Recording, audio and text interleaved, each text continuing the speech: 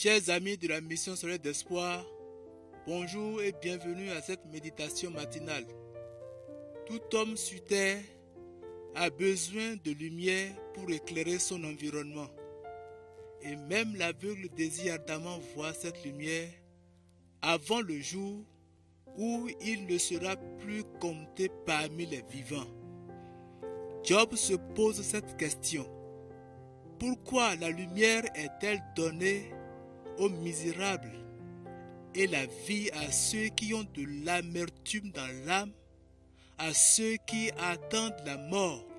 Ô Seigneur, j'élève mes yeux vers toi qui habites dans les cieux. Job, le chapitre 3, le verset 20 à 21.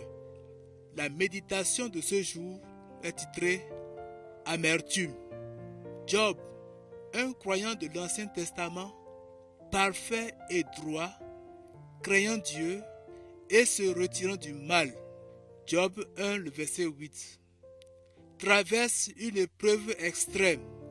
Il perd subitement ses 10 enfants et sa santé. Sa femme l'incite à maudire Dieu, mais il resta ferme dans sa foi et n'exprime aucune révolte lorsque le malheur le frappe. Or, quand ses amis viennent chez lui pour le consoler, ils insinuent que de tels désastres sont sûrement une punition de la part de Dieu pour une faute que Job leur cache.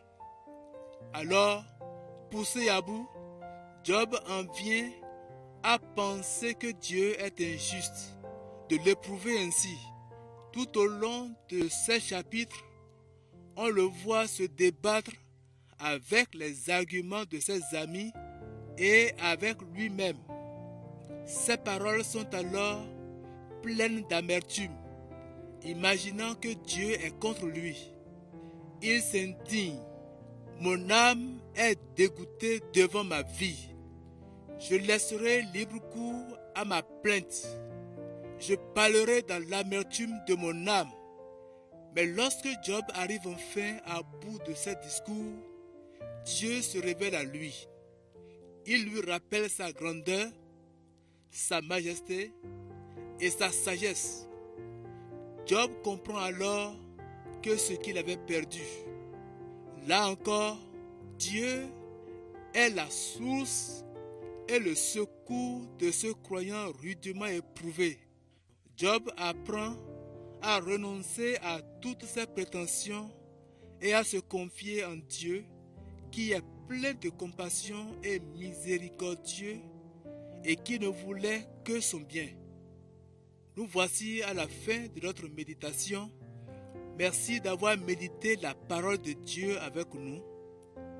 Que cette parole puisse porter du fruit dans votre vie tout au long de cette journée et que le Dieu de grâce vous accompagne, vous bénisse.